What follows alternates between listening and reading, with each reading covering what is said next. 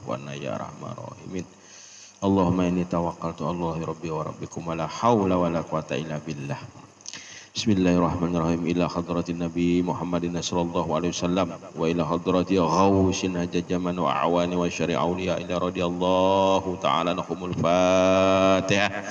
Al-Fatihah. A'udzubillahi minasyaitonir rajim. Bismillahirrahmanirrahim. Alhamdulillah rabbil alamin arrahmanir rahim maliki yaumiddin.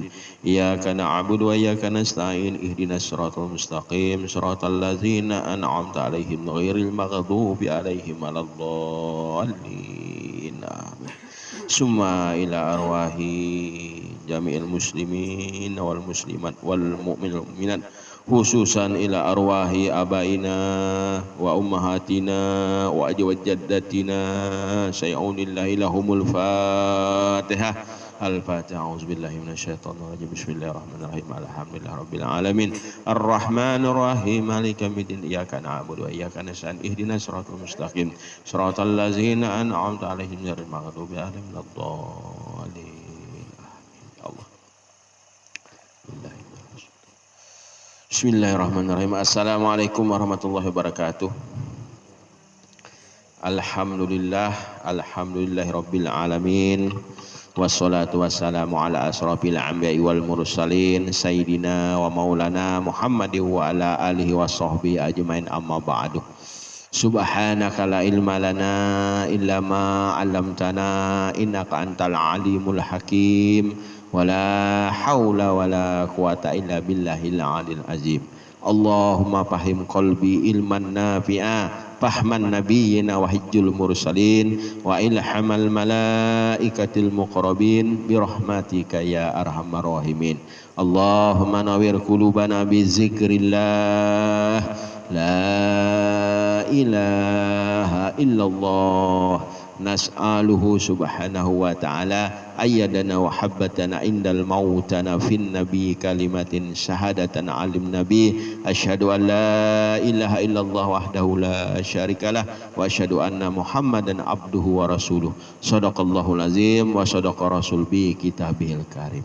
Alhamdulillah, segala puji dan syukur mari kita haturkan, mari kita sampaikan kehadirat Allah subhanahu wa ta'ala atas anugerah limpahan taufik hidayah, rahmat, nikmat yang diberikannya kepada kita, nikmat iman, nikmat Islam, dan nikmat kesehatan, bahkan nikmat kesempatan.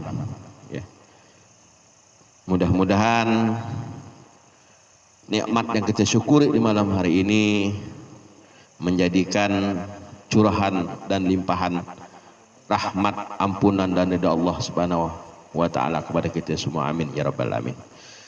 Selawat dan salam pun tak luput untuk kita haturkan, untuk kita sampaikan ke hadirat junjungan Nabi besar kita, Nabi Muhammad sallallahu alaihi wasallam, beserta seluruh keluarganya, seluruh sahabatnya, seluruh juriatnya, dan seluruh pengikutnya ila yaumil kiamah kelak.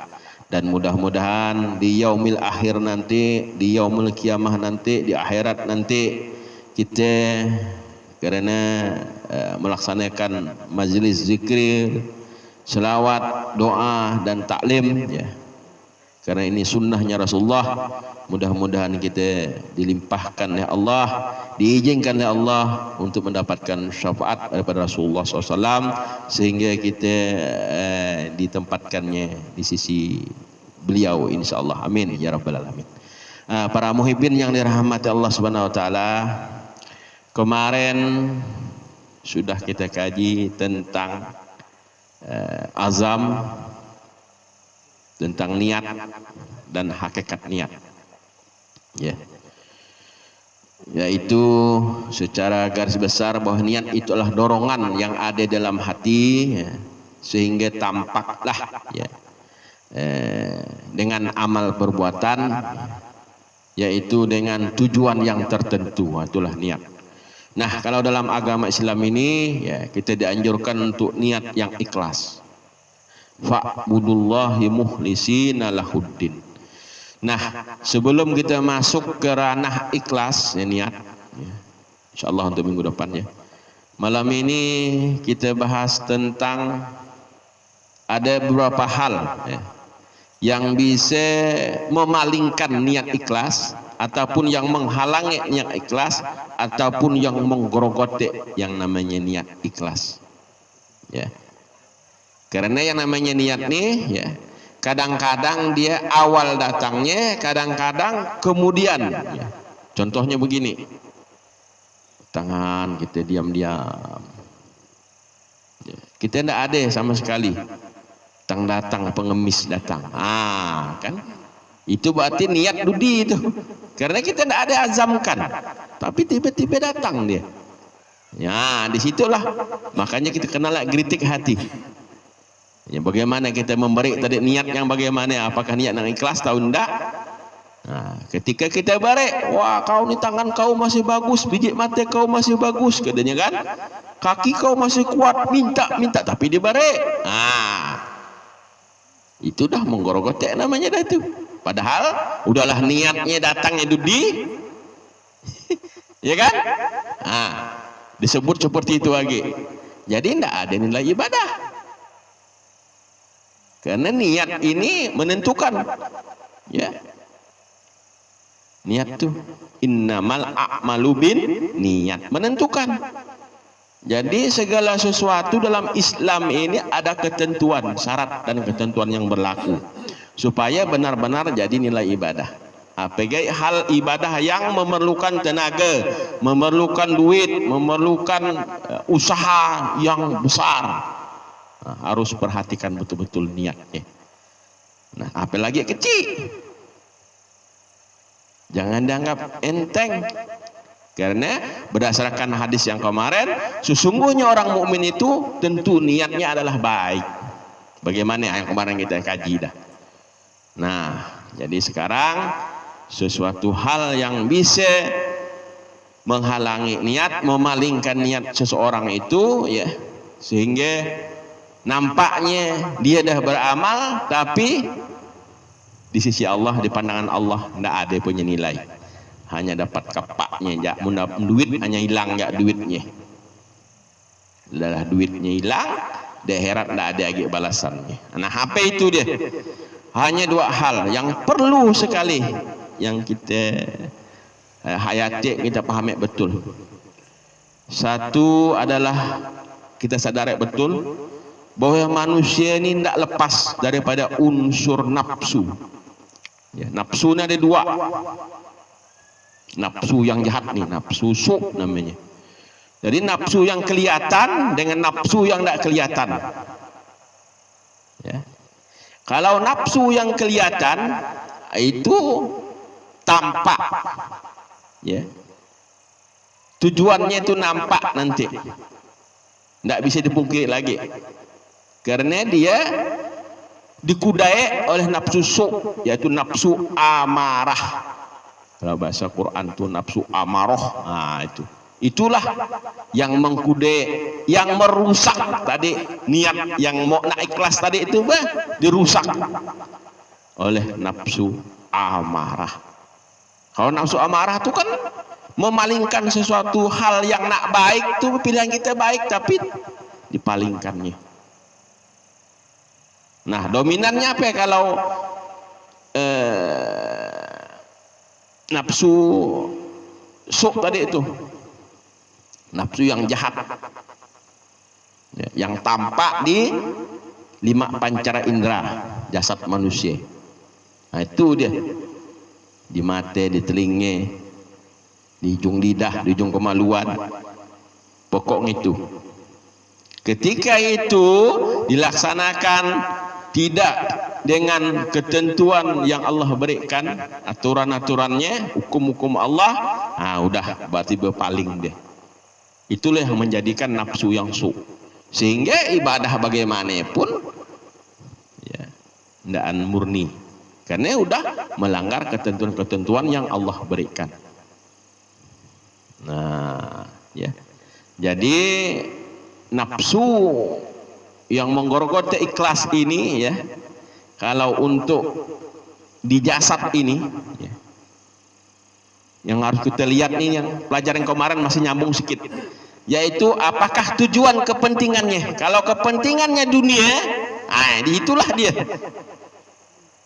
dunia. Kalau pandangan Allah dunia ni hina. Tapi untuk kita ni perlu dunia ni, supaya dunia ni bagaimana supaya yang dikatakan Allah hina itu bisa kita manfaatkan, menjadi sarana, menjadi jalan untuk kita sampai ke hadapan Allah Subhanahu wa taala. Ya.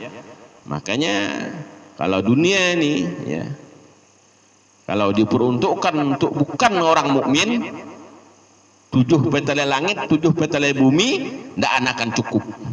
Pasti kurangnya. Tapi kalau untuk bagi orang yang mukmin, orang yang beriman kepada Allah Subhanahu wa taala, ya, masih berlebihan, masih. Tidak habis-habis. Karena dia pandai dia menggunakannya. Nah, pandai mengendalikan nafsu amarahnya tadi itu, pandai. Tundukkannya betul-betul. Nah ini, jadi untuk mengetahui ya, itulah dia tujuan tadi, kepentingannya itu apa? Contohnya makan yang biasa hari-hari aja lah, mau kawin ya kan, itu kan kalau makan di ujung lidah nikmatnya, kalau kawin di ujung kemaluan. Nah, hanya kepentingan untuk dunia, diniatkan tadi itu untuk dunia. Ini berarti ikhlas bagaimana?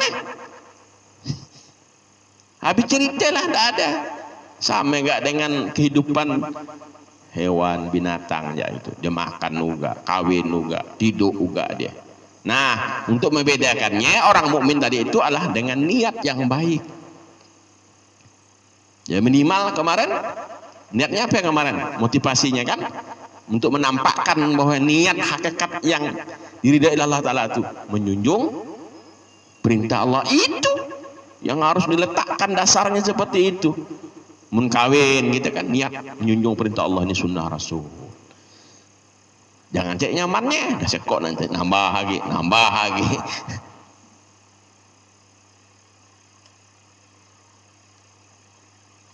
Harus sesuai dengan konsep bi Rasulillah. Nah, ini dunia ini kadang-kadang nih yang menggorogoteknya. Karena dunia ini tidak habis-habisnya, tidak putus-putusnya. Yang sifatnya hanya untuk memuaskan nafsu amarah, nafsu yang ada di jasad, yang di panca indera tadi itu aja dia. Nah, tapi kalau kita orang yang beriman tadi dengan niat yang baik, insya Allah kita jadikan nilai ibadah apa yang kita pandang, meskipun sesuatu yang diburuk menurut pandangan hukum Allah. Contoh, kita lewat anjing sesuatu hal yang najis, sesuatu yang hina menurut hukum syara. Tapi kalau kita pandangan kita niatkan kita ibadah, bagaimana niatnya? Lillah tadi. Karena sesuatu yang ada lillahi ma fis samawati wal ardi itu milik Allah, kepunyaan Allah. Allah menjadikan seekor anjing itu dengan penuh kasih sayang. Nah, ingat kita. Berarti itu dah pandangan kita menjadikan nilai ibadah. Karena kita menyadari betul bahwa Allah menjadikan yang hina tadi itu dengan penuh kasih sayang. Kebanyakan kita tidak terlintas hanya yang kita pikirkan anjing itu najis sehingga kita buru, kita lempar, kita binasakan dia. Nah, padahal dipandang bukan najis, didengar suaranya tidak najis. Yang najis itu hanya dia dipegang pun masih ada hukum syariat, yaitu disetrunya menjadi nilai ibadah. Nah, inilah dunia tadi itu yang kita jadikan ya motivasi untuk akhirat. Contoh seperti itu. Nah, jadi untuk mengalahkan kritik hati yang dominan di nafsu amarah tadi, yang dunia ini dia perannya. Nah, jadi seperti itu. Nah, ya. Luas.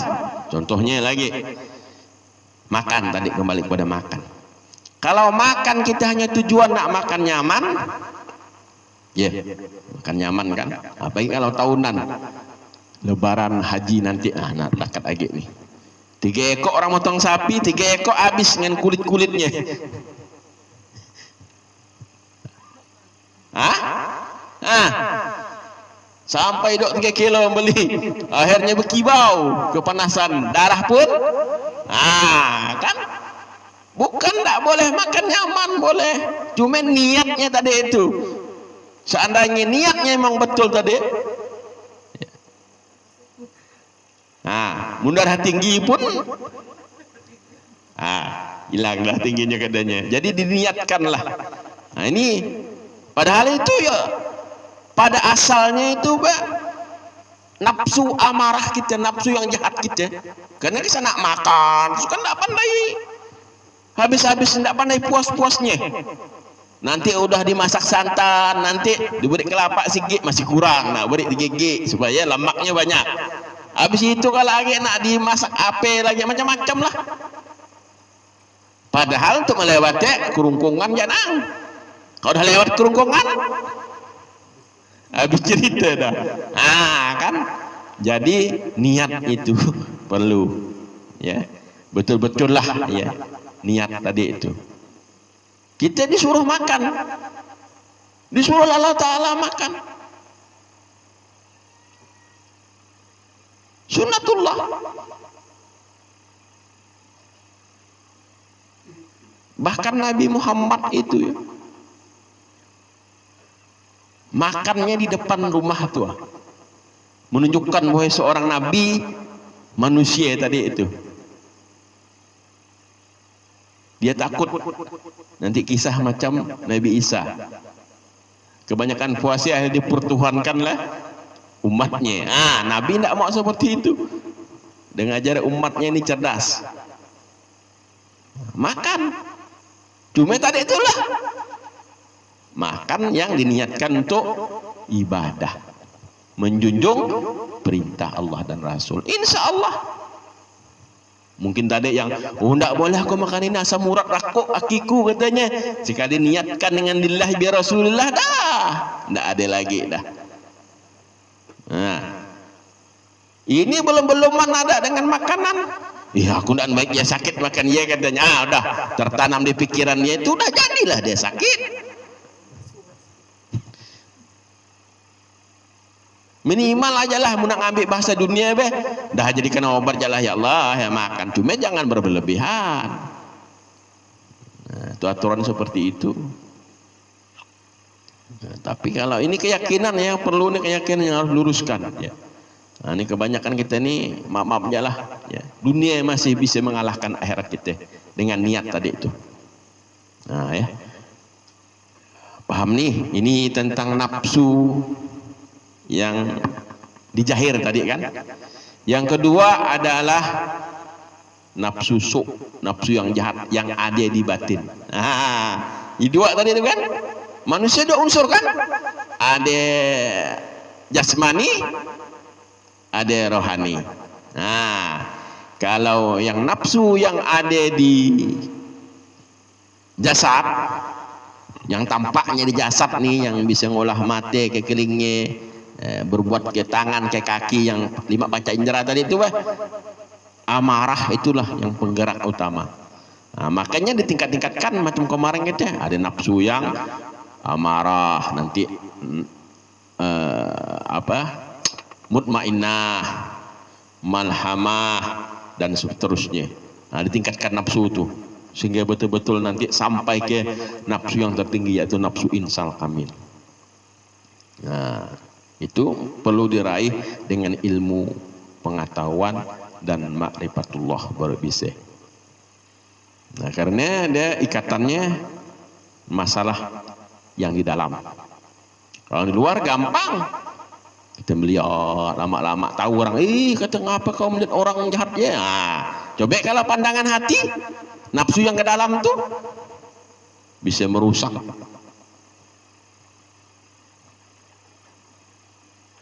Keikhlasan yang kita tanam tuh bisa rusak. Tadi itu kalau kita memang mementingkan tadi dunia tadi, hendak kita dengan niat akhirat tuh ikhlas, karena ikhlas tuh sangat sulit dapat dalam. Yang kedua tadi ini tentang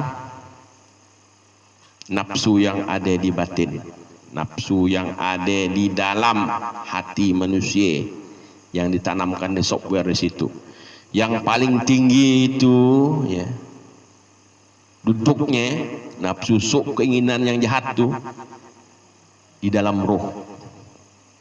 Kalau dalam roh itu dia maunya tadi itulah yang melapisi roh tuh. Maunya masih percaya dengan ada kekuatan lain selain. Nah itu dia. Kalau kita masih dalam dunia ini ada meyakini ada kekuatan yang selain daripada Allah Subhanahu wa taala, itu dah menggorong kita nanti ikhlas yang tingkatan yang paling tinggi itu. Nah, di bawah itu apa?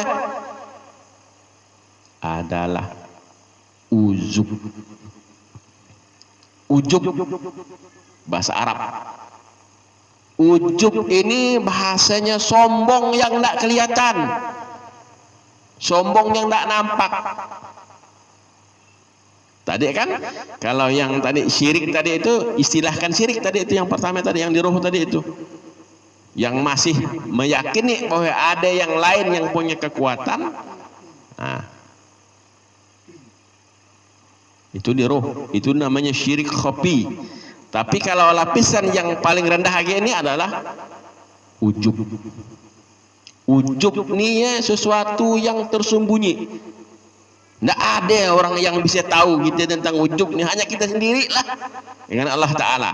Itu pun harus dengan ilmunya, konsekuensinya apa sih ujub itu. Kalau riak tadi jelas. Kalau kita ibadah menginginkan kita ini supaya dipandang orang kita alim, supaya kita ini hebat, supaya kita ini mulia, supaya kita ini dan sebagainya lah, merasa dan merasa, nah, berarti syirik kita. Nah, kalau uzub ini sesuatu yang ada dalam hati kita itu, kita itu merasa mampu, punya kekuatan juga. Nah, cuma kan tidak kita sadari. Ya. Contohlah, tidak usah jauh dalam ibadah nih. Ibadah tadi dah kita pasang dengan azam, dengan niat ya, bahwa aku nih minggu depan nih yakin betul bahasa manusia nih menggantungkan niat nak ikut majelis. Itu contoh. Ya. Dah betul lah tuh niatnya tuh. Tapi ketika datang tadi azamnya betul. Ketika datang ya berpaling niat. Ya.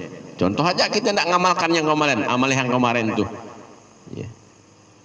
Merasa itu tolong diomongkan. Kan dalam hati kita ujub dah itu. Sesuatu karena kita dah merasa hebat daripada orang lain. Makanya untuk menghilangkan itu amalan yang kemarin itu harus tekankan. Ketika kita dalam majelis, ya, hendaklah kita sejenak 30 detik, 10 detik, 15 detik menyadari betul bahwa kita ini tidak ada upaya, bahwa akulah nih yang paling hina di hadapan Allah dan hadapan umatmu nih ya Allah. Ampuni dosaku, ampuni dosa orang tuaku, ampuni kaum muslimin muslimat. Itulah dia. Itulah yang Allah senangi. Ketika kita dalam majelis. Itulah yang dikatakan oleh hadis dalam sunnah itu, apabila orang majelis itu dipayungi oleh malaikat. Ketika orang itu menyadari bahwa dia itu merasa hina, yang paling hina di hadapan Allah dan hadapan manusia, merasa dalam hati itu, sehingga dengan rasa hinanya tadi itu, ya Allah, ampuni dosaku, ampuni dosa kedua orang tuaku, dan ampunilah dosa kaum muslimin muslimat yang ada di majelis ini pun ataupun di luar majelis. Nah, menunjukkan bahwa dia tidak ada daya dan upaya untuk menghilangkan wujud tadi itu. Itu tidak ada orang tahu, kan masing-masing dengan hati kita, yang kritik hati kita. Kita yang tahu. Jadi nak dapatkan yang namanya dipayungi oleh malaikat tadi dalam hadis itu, seperti itu. Kalau itu tidak diamalkan, tidak akan dapat. Hanya dapat makan, minum, udah. Karena kita bersaing dengan Tuhan, punya rival dengan Tuhan. ujub dalam hati kita masih ada, kita pelihara. Nah, padahal niat azam tadi awalnya itu betul. Nah, untuk ilmu aku besok ni lillahi bi rasulillah, junjung perintah Allah. Tapi ketika hadir, nah, merasa kita lebih hebat dari sepulan, merasa pandai dari sepulan, tidak mau nak menjatuhkan diri di hadapan Allah dan di hadapan umat-umatnya ini. Nah, inilah ya ujub namanya, merusak itu. Ikhlas sana kita bangun awal yang tadi itu betul rusaknya. Karena tadi itu bagi ikhlasnya datangnya Dudi.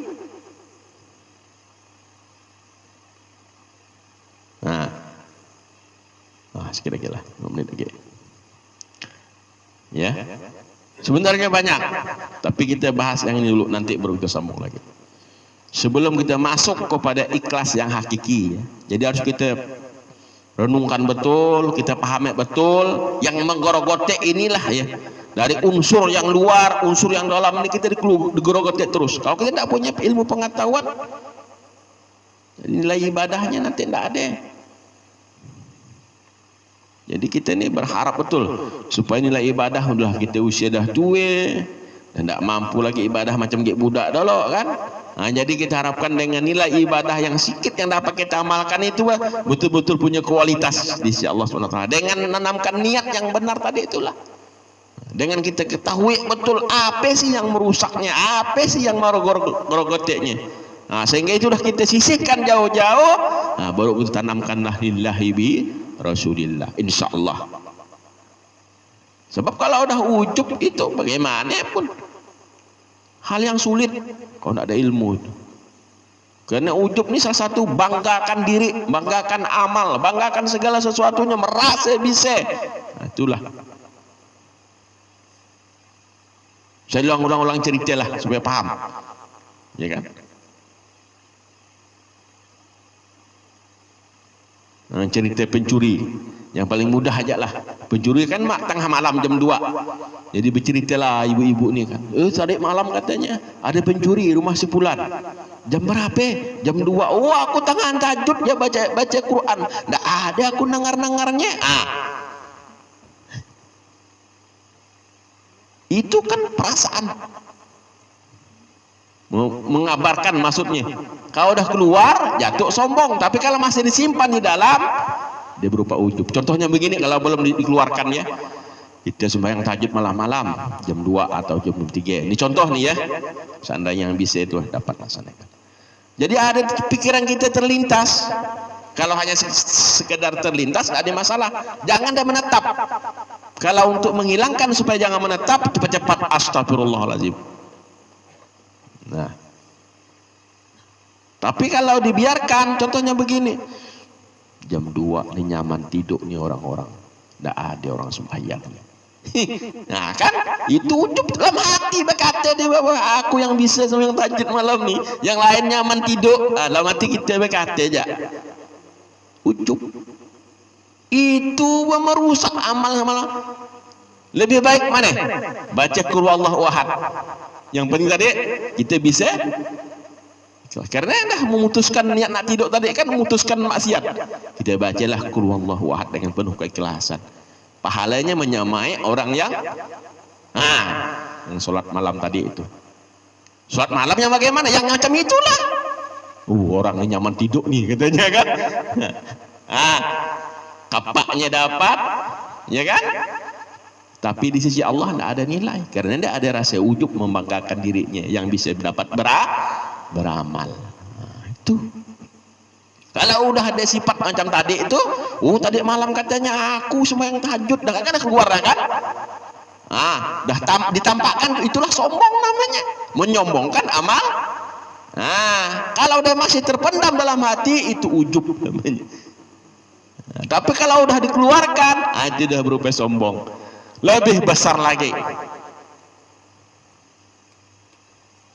Jadi kalau ada geritik hati seperti itu, jangan menetap, cepat-cepat kita istighfar. Makanya amalan kita itu ada syaidul istighfar, raja daripada segala istighfar. Jadi mana yang nyaman yang tadi itu. Ya. Nah, untuk yang lain-lain masih banyak. Jadi kita bahas itu aja. Supaya bisa dipahami. Kalau banyak-banyak nanti bertumpah gitu ya. Enggak nyerap. Ya. Ini kan kita ini kan kajian kita ini kan untuk bisa diamalkan. Enggak perlu banyak-banyak cerita. Ya. Demikian ya. Ini mudah-mudahan bisa dipahami. Sekali lagi diulang tentang yang menggorogotek betul-betul ya, tentang keikhlasan yang nak kita bangun dengan lillahi bi rasulillah ya. Dua hal tadi itu.